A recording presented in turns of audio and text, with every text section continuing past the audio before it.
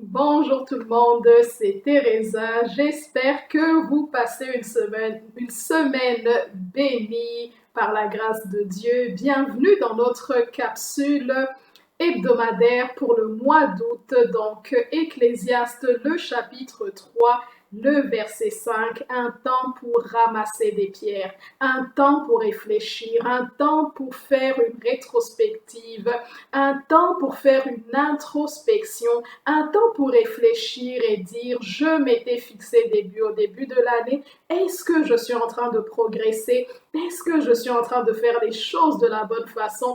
Est-ce que mes projets réussissent? Est-ce que mes projets correspondent aux plans que Dieu a pour moi, les plans que Dieu a pour ma destinée? Et le titre de ma méditation cette semaine ou de ma réflexion sera tout simplement c'est Dieu qui pourvoit, c'est Dieu qui pourvoit à nos besoins, c'est Dieu qui pourvoit sur le chemin de la vie, c'est Dieu qui pourvoit à nos besoins. Et aujourd'hui, nous allons explorer ou découvrir ou revisiter la vie de deux personnages, deux femmes, deux mères, donc, qui se retrouvent démunies et dépouillées sur le chemin de la vie. La première dame qu'on va découvrir, ou la première femme que nous allons découvrir, ce sera dans 2 Rois, le chapitre 4, à partir du verset 1 jusqu'au verset 6. Et cette dame, la parole de Dieu nous dit que c'était une veuve. Donc son mari, c'était un fils des prophètes et il est décédé, la laissant avec beaucoup de dettes, avec plus de dettes que de capital. Elle se retrouve avec ses deux fils, elle est à la croisée des chemins, elle est sur le chemin de la vie et des créanciers viennent chercher ses enfants, ses fils pour en faire des esclaves. Donc une maman qui se retrouve dépouillée sur le chemin de la vie, mais elle aura le réflexe de crier vers Dieu, de crier, d'implorer Élisée, le prophète, le serviteur de Dieu.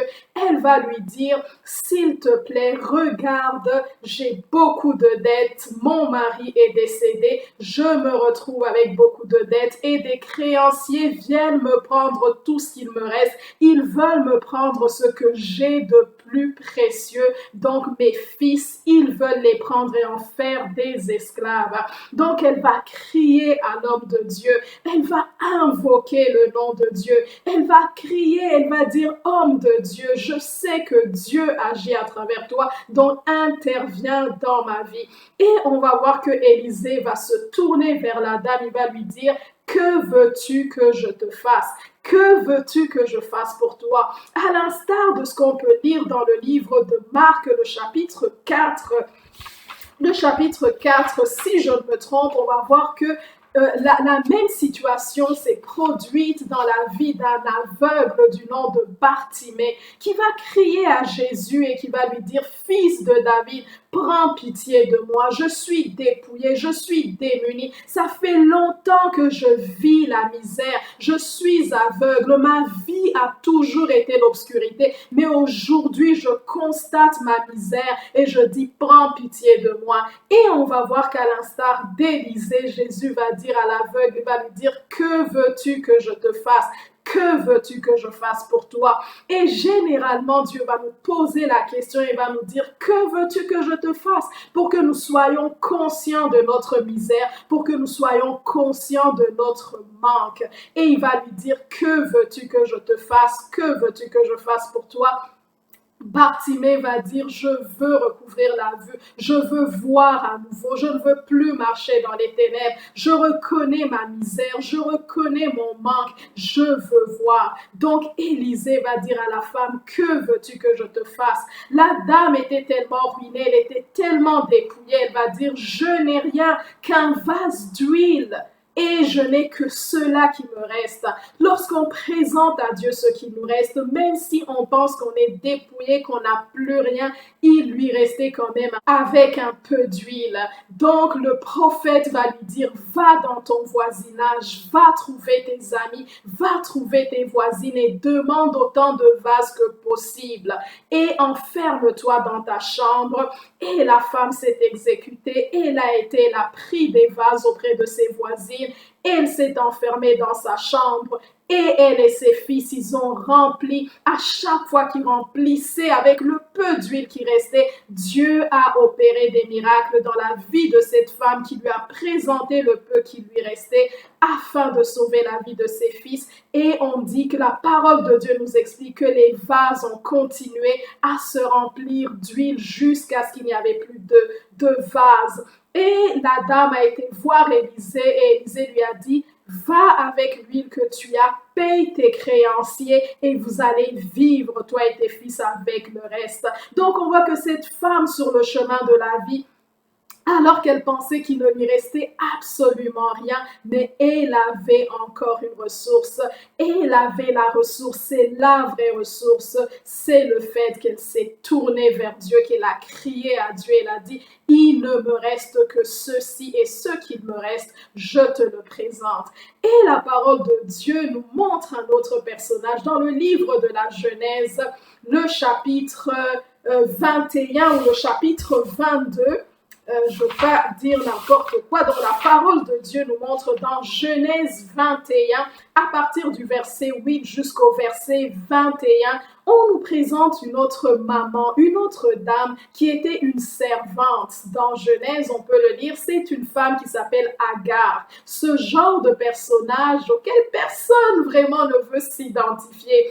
On va aimer s'identifier peut-être à Sarah, à Esther, à Ruth, mais généralement, on ne va pas vouloir s'identifier à un personnage comme Agar, mais on voit que dans la parole de Dieu, Dieu s'est tourné quand même, il a secouru, il a exaucé Agar. Donc Agar, c'était la servante de Sarah, l'épouse d'Abraham, qui pensait ne jamais pouvoir concevoir, et elle a usé de la coutume de l'époque, elle a pu avoir une postérité à travers sa servante Agar, mais à un moment donné, Dieu a visité Sarah, elle a pu enfanter, elle n'avait plus besoin de la servante, elle l'a chassée, elle a dit, son fils Ismaël ne peut pas hériter avec mon fils Isaac. Donc on voit Agar, ce que Abraham va faire, le mari, dont le mari de Sarah et le père d'Ismaël, donc le fils d'Agar, ce qu'il va faire, il va seulement,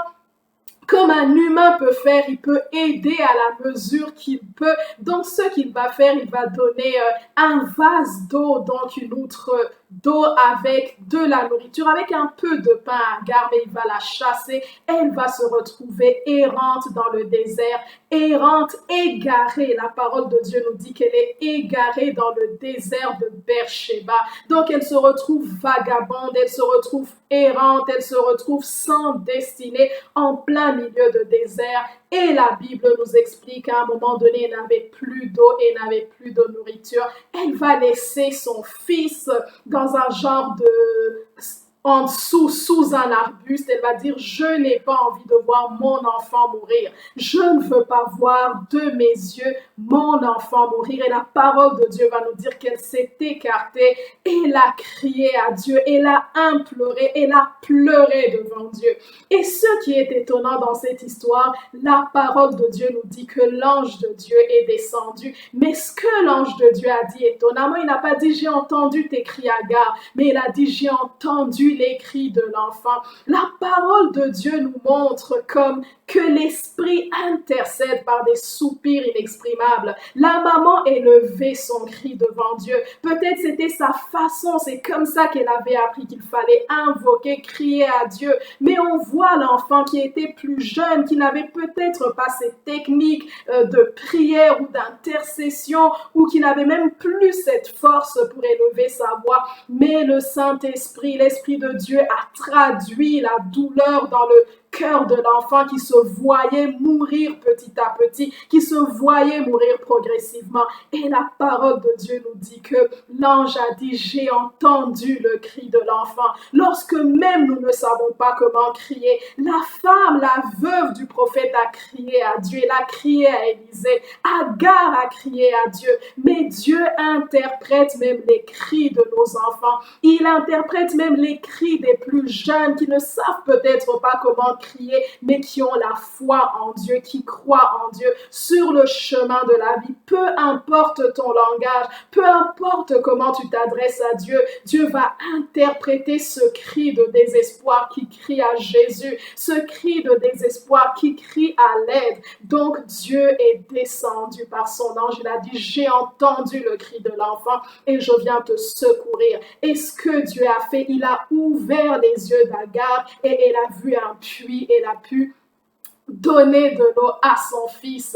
Lorsqu'on se tourne vers Dieu, lorsqu'on crie à Dieu, il ouvre nos yeux et nous montre de nouvelles perspectives. Il ouvre nos yeux et nous montre de nouvelles stratégies, de nouveaux horizons qu'on n'avait même pas en perspective ou en vue. Donc, la parole de Dieu nous montre que sur le chemin de la vie, nous pouvons nous poser, nous devons nous poser, nous devons nous asseoir comme Agar dans le désert. Nous devons nous poser et dire, est-ce que je suis en train de réussir? Qu'est-ce qui m'arrive? De poser un regard objectif et neutre et sincère sur notre situation et Dieu va intervenir.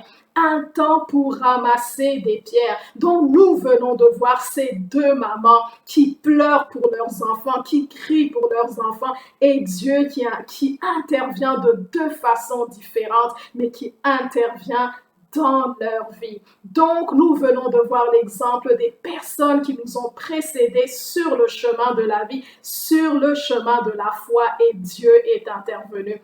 Un temps pour ramasser des pierres. Donc, c'était ça mon partage cette semaine. Que Dieu nous bénisse, que Dieu nous garde, qu'il nous donne de persévérer, de s'asseoir, de dire, Seigneur, je n'y arrive pas. Je m'étais fixé des buts, mais c'est seulement toi qui peux m'aider. Que Dieu vous bénisse, que Dieu vous garde. C'est Teresa. Bonne semaine. Bye.